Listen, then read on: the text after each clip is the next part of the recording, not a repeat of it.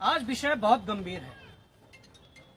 सरकार ने हमारी आवाज दबाने के लिए, सरकार ने बेरोजगारों को रोकने के लिए ऐसी जगह पर धरना स्थल दिया है जहां से उनकी आवाज को आसानी से दबाया जा सके, जो कि लोकतांत्रिक व्यवस्था में इसे हम तानाशाही या हिटलरशाही का हम एक नाम देंगे। परंतु आज जो बात मैं आप सबके सामने रखने जा रहा हूं, मुझे बड़ा कष्ट हो रहा है ये बात रखने में, मुझे बड़ा दुख हो रहा है, मेरा मन बहुत दुखी है कि जिस मांगों को लेकर, जिन मांगों को लेकर उत्तराखंड बेरोजगार संघ आंदोलनरत है, जिन मांगों को लेकर बेरोजगार संघ चिल्ला चिल्ला के सड़क में चिल्ला रहा है, कभी विधानसभा के बाहर जा रहा है, कभी मुख्यमंत्री आवास जा रहा है, कभी सचिवालय जा रहा है, कभी प्रदेश के अन्य जिलों में जाकर अपने छात्रों को समझा रहा है, अभिभावकों को समझा रहा है। हमारे जो नेतागण हैं, जो छात्रों की बात को समझते हैं, कभी उनके पास अपनी गुहार ले जा रहे हैं कि हमारे साथ क्या हो रहा है। आज मैं जो खुलासा करने जा रहा हूं, वो आज जो परीक्षा हुई है, आज लाखों बच्चों ने उत्तराखंड के इतिहास में आज कनिष्ठ सहायक की जो परीक्षा दी है, उसके संबंध में मैं आप सभी लोगों से वार्ता करना चाहूंगा, इस प्रेस वार्ता करना चाहूंगा। आज ये पेपर देख रहे हैं, ये मेरे हाथ में आज के पेपर हैं। ये सेट ए है, ये सेट बी है, ये सेट सी है और ये सेट डी है। मैं आपको बता दूं कि अब बात क्या है। बड़ा दुख भी हो रहा है। देखिए, हम जब कह रहे थे कि उत्तराखंड में जो परीक्षाओं में जो धांधली चल रही है, वो जो पूरा चैन था, जो एक रैकेट था, उसका भंडाफोड़ अभी अच्छे से नहीं हुआ। हम कह रहे थे कि आयोग को एक बार, आयोग के जो कर्मचारी है, अधिकारी है, उनकी अच्छे से जांच हो जाए। हम कह रहे थे कि जो राज्य की जो जांच एजेंसियां हैं, उनसे हटाकर जांच सीबीआई को ट्रांसफर कर दे। हम इसलिए कह रहे थे कि क्या अगर एसटीएफ एसआईटी जांच करती है, और अगर एसटीएफ और एसआईटी में तो उन्हीं के डिपार्टमेंट, जो पुलिस डिपार्टमेंट के ही लोग हैं, अगर कभी बड़े अधिकारी कोई सम्मिलित है, अगर उनसे बड़े अधिकारी पुलिस विभाग के कोई सम्मिलित है, तो क्या उन पर एसटीएफ एसआईटी हाथ डाल पाएगी? कभी नहीं। जो बड़ी परीक्षाएं हैं, पीसीएस और एई जैसी परीक्षाएं, उन पर जो बाहरी जो प्रदेश के लोग हैं, जिन्होंने उस पर इन्वेस्ट किया है, जिन्होंने पेपर खरीदने के लिए जो धन दिया है, क्या एसआईटी और एसटीएफ उन पे हाथ डाल पा रही है? नहीं डाल पा रही है। इसलिए यह जरूरी था कि सीबीआई हो, और पूरे आयोग की सीबीआई हो। वहाँ अध्यक्ष से लेकर सचिव से लेकर वहाँ जितना स्टाफ है, सबकी सीबीआई जांच हो। अब मैं खुलासा करने जा रहा हूँ। मैं आपको ये बात बताना जा रहा हूँ कि पहले तो जो सील के मामले हैं, कई सेंटरों पे कई ऐसे मामले सामने आए जहाँ पर पेपरों में सील नहीं थी। कई जगहों पर सेम पटवारी वाला मामला सामने आया है, जहाँ पर सील तो थी, परंतु जो पहली 2 सील पेपर में लगाई गई थी, वो दोनों सीलें टूटी हुई थी, उसके ऊपर एक्स्ट्रा 2 सीलें लगाई गई थी, जिसका एग्जाम्पल हमारे पास ये भी है। अगर आप जूम करके दिखाओगे तो इसके अंदर एक दूसरी सील लगी हुई थी जो तोड़ी गई थी बाद में। ये देहरादून का मामला है।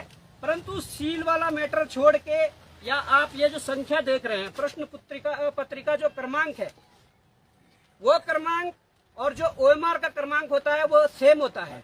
कई जगहों से अभी शिकायत मिली है कि यहाँ पर ये क्रमांक भी ओएमआर और प्रश्न पत्र में अलग अलग थी। अब सबसे बड़ी बात मैं कहने जा रहा हूँ, भारत के इतिहास में जो पहली बार ऐसा होने जा रहा है, जो बात मैं आपको कहने जा रहा हूँ, आयोग के जो पदाधिकारी हैं, उन्हें चुपचाप अपने नैतिकता के आधार पर इस्तीफा देना चाहिए, क्योंकि वो एक भी परीक्षा को पारदर्शी रूप से संपन्न करवाने में नाकामयाब है। अब मैं आपके सामने जो बात रखने जा रहा हूँ, वो बात ये है कि set A, set B, set C, कोई ए करके डी पकड़ेगा। इसमें जब हम पेपर को खोलते हैं, तो हम जो पहला पेज देखते हैं, मैं मीडिया बंधुओं से निवेदन करूंगा कि आप जूम करके दिखाइए। आप यहाँ पर लाइए जो दी है, और सीरियल वाइज रखिए, इस प्रकार से मोड़ दीजिए। आपके पास कौन सा सेट है? मेरे पास सेट ए है, बी सेट ये है, सी ये है, डी ये है। अब आप आगे लाइए थोड़ा, और मैं मीडिया बंधुओं को कहूंगा कि इसे जूम करके दिखाइए। इन सेटों में हमने पाया कि क्वेश्चन नंबर 1 से लेकर फर्स्ट जो पेज है उस पे 13 क्वेश्चन है। इनके चारों सेटों में क्वेश्चन भी एक जैसे हैं, इनके ऑप्शन भी एक जैसे हैं। ये गंभीर विषय है। और यही नहीं, जितने भी पेज आप खोलोगे नंबर 1 से नंबर 100 तक, मैं ये लास्ट पन्ना खोल लेंगे सभी, नंबर 1 से और नंबर 100 तक ABCD चारों सेटों में आप देख सकते हैं कि सेम क्वेश्चन है, सेम उसके ऑप्शन दिए हुए हैं। ये बताता है कि स्पेशल किन्हीं लोगों को फायदा पहुंचाने के लिए। अब फायदा कैसे पहुंचाया जाता है ये मैं भी आपके सम्मुख रख देता हूं। फायदा ऐसा पहुंचाया जाता है कि जिन लोगों ने कभी पेपर में सिल्क के साथ छेड़छाड़ करके या उसकी उत्तर कुंजी को हासिल करके अपने बंदों को जिनसे पैसा लिया होगा, उनको एक छोटी सी पर्ची में 1 से 100 क्वेश्चन के ऑप्शन दे देते हैं कि क्वेश्चन 1 का D है, B का B है, C का A है। इस प्रकार से 100 देते हैं, बोलते हैं कि तुम्हारे पास चारों में से कोई भी सेट आ जाए, तुम ये लगा के आ जाना और फिर तुम्हारा पास होना कंफर्म है। यही ये दर्शाता है। अगर ये 4 सेट बनाने थे, आपने 1 से लेकर 100 तक क्यों इन क्वेश्चनों को सेम रखा? 1 से लेकर 100 तक क्यों ऑप्शनों को सेम रखा? ये बड़ा सवाल होता है। और ये बड़ा सवाल इसलिए भी होता है, प्रदेश का युवा चिल्ला रहा है कि जांच करिए फिर हम परीक्षा देंगे। प्रदेश का युवा त्रस्त है। ये लोग जो है वो मानसिक शोषण कर रहे हैं। प्रदेश के युवा ने तो आज देख लिया है कि तुम्हारी परीक्षा करवाने की तरीका क्या है। मैं आरोप लगा रहा हूँ, हमारे पास सूचना है कि पटवारी का जो दोबारा पेपर हुआ वो पेपर बाहर था। जांच करना आपका काम है और चीजें देना हमारा काम है, परंतु आज तो हमें भरोसा नहीं है यहाँ के जांच एजेंसियों पे, यहाँ के सरकारों पे, यहाँ के जो कोई भी जो आयोग है उन पे भरोसा इसलिए नहीं है कि जांच किससे करवाएं, क्योंकि ये सब मिले हुए हैं। इनके पास जो चीजें देते हैं उन मामले को दबा देते हैं। दुख इस बात का है, अब इस राज्य की जो जांच होगी वो कौन करेगा? कौन ऐसा व्यक्ति होगा जिसपे विश्वास किया जा सके? इसलिए भी ये अब समस्या है। पुलिस के पेपर में भारी अनियमितताएं हैं। पुलिस के पेपर की भी सूचना पेपर बाहर था। फिजिकल में जो नंबर बढ़ाए सो तो बढ़ाइए, परंतु उसकी जांच कौन करेगा? मैंने वही कहा था कि STF SIT जांच कर रही है। अगर उनके ही बड़े आला अधिकारी अगर पुलिस के परीक्षा में सम्मिलित हो तो क्या उन तक वो हाथ पहुंचा पाएंगे? क्या उन तक वो हाथ डाल पाएंगे? कभी नहीं। इसलिए मैं कहना चाहता हूं प्रदेश के अभिभावकों से, ये आपके सामने सब साक्ष्य हैं।